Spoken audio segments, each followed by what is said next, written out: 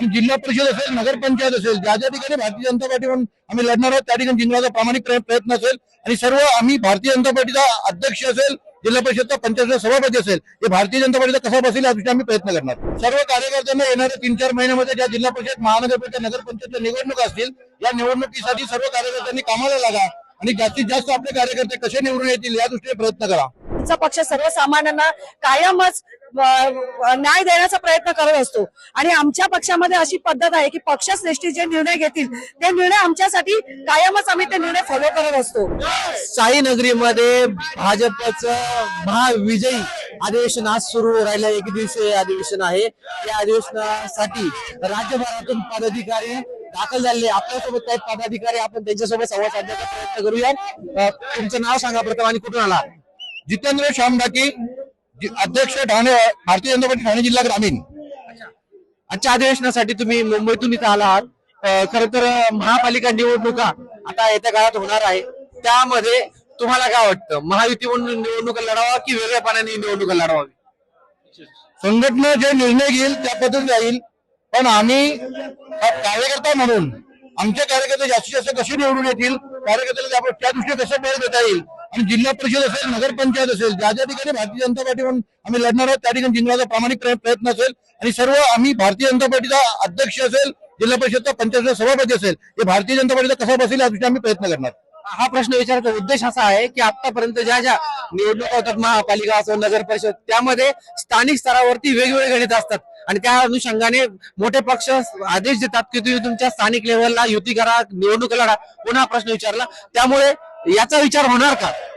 100% होत असतो. कार्यकर्त्यांची ज्या पद्धतीची मागणी असते, कार्यकर्त्यांचा ज्या पद्धतीचा विचार असतो त्या पद्धतीने त्यावेळेला त्या स्थानिक ठिकाणी निर्णय घेतला जात असतो. आजच्या अधिवेशनासाठी जर विचार केला तर तुम्हाला काय वाटतं, काय सूचना दिल्या जातील आजच्या अधिवेशनामधनं?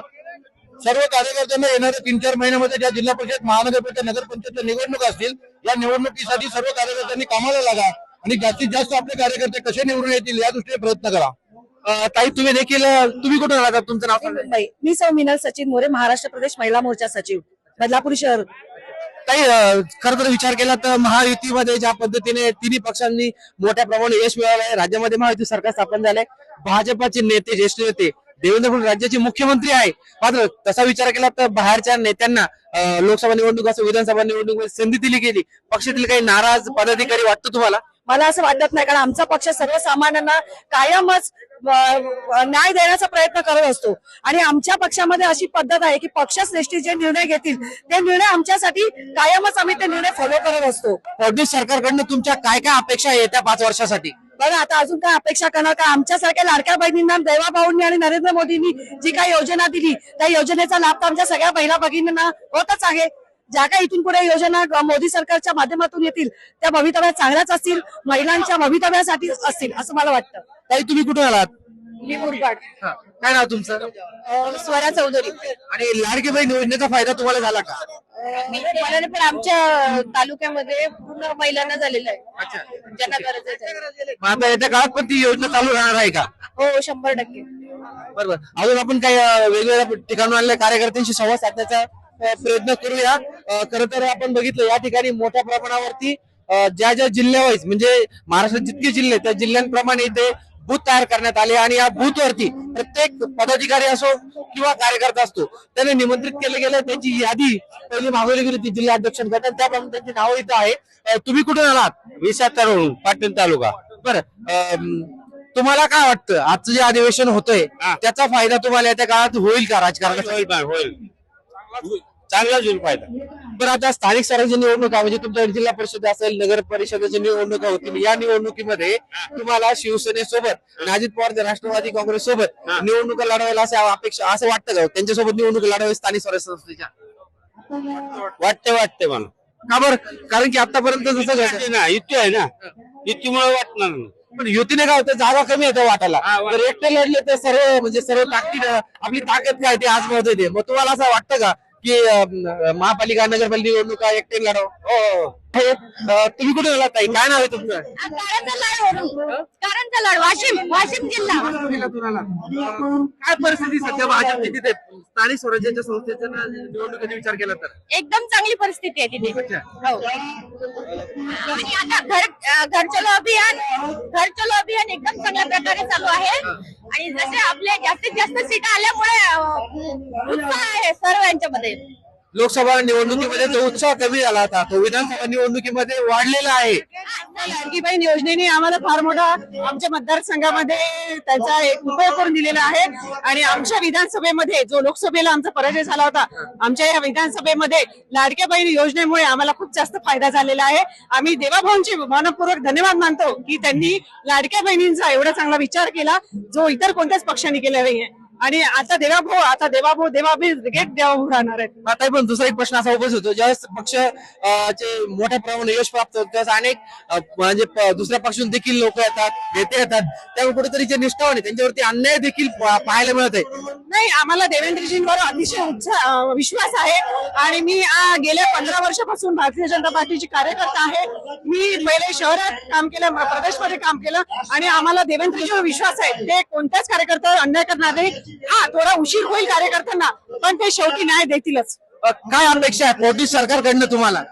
अपेक्षा तर काही नाही, एक जनरल कार्यकर्ता आणि जनसामान्यांचा विकास आणि त्यांच्याबद्दल जे काही योजना महायुती सरकार आणेल त्याबद्दल ते आणतीलच आणि निश्चित आम्हाला त्याचा विश्वास आहे. धन्यवाद तुम्ही लेट्ससोबत संवाद साधल्याबद्दल. आपण अजूनही काही कार्यकर्त्यांसोबत संवाद साधण्याचा प्रयत्न करूया, कारण की या ठिकाणी भाजपच्या कार्यकर्त्यांमध्ये उत्साह आणि ऊर्जा निर्माण करण्याचं काम हे भाजपा महाविजयी प्रदेश अधिवेशन करणार असं बोललं होते. निश्चितच आपण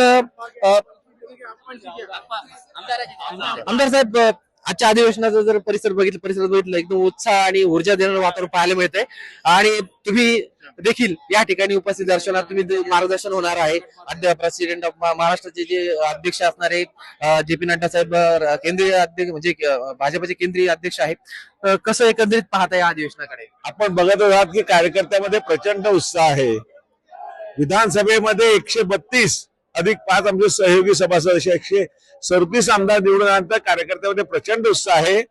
कार्यकर्ते सभासद नोंदणी आता प्रचंड मोठ्या प्रमाणात करतात. संघटन पर्व आमचं चालू आहे.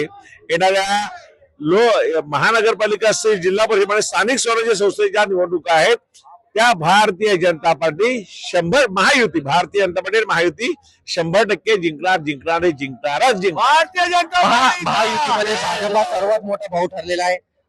मुख्यमंत्री देखील भाजपाचेच विराजमान झाले आहेत. खरं तर आता स्थानिक स्वराज्य संस्थांच्या निवडणुका होणार आहे, त्या अनुषंगाने हे अधिवेशन फार महत्वाचं आहे. मात्र ज्या पद्धतीने आता इनकमिंग सुरू आहे भाजपा आणि महायुतीमध्ये, भाजपामध्ये सर्वात जास्त इनकमिंग असणार आहे, त्यामुळे निष्ठावानची काही गोची होऊ शकते का? अजिबात नाही. भारतीय जनता पार्टीमध्ये कुठल्याही कार्यकर्त्यामध्ये मतभेद नाहीत, मनभेद नाहीत. कोणाला घेऊ नये असं कुठलंही म्हणणं नाही. जो भारतीय जनता पार्टीत येईल त्या सर्वांचं स्वागत आहे. कोणाच्याही मनामध्ये किंतु परंतु अजिबात नाही. मुंबई महापालिका निवडणूक स्वबळावर लढावं अशा पद्धतीचा नारा शिंदे शिवसेनेकडनं दिला जातोय. भाजपचं काय मत यावरती? तुमचं मत? मी छोटा कार्यकर्ता आहे. मला माझ्या गावातलं विचारा. महाराष्ट्र, मुंबई आमचे मोठे नेते आहेत ना, ते सक्षम आहेत. मी छोटा म्हणजे सर्व निर्णय हे पक्षश्रेष्ठी घेतात. आमच्या पक्षश्रेष्ठी आमच्या सर्वात महत्वाची आहे. मी छोटा कार्यकर्ता आहे. माझ्या गावातलं असेल, तुम्हाला महायुती सोबतच निवडणुकीला सामोरं जायला आवडेल? माझ्या गावातलं जे आहे त्या संदर्भात मला विचारा. जो निर्णय वरिष्ठ घेते तो आम्हाला सर्व 100% मान्य असेल. धन्यवाद तुम्ही लेट्सअप सोबत बोलले.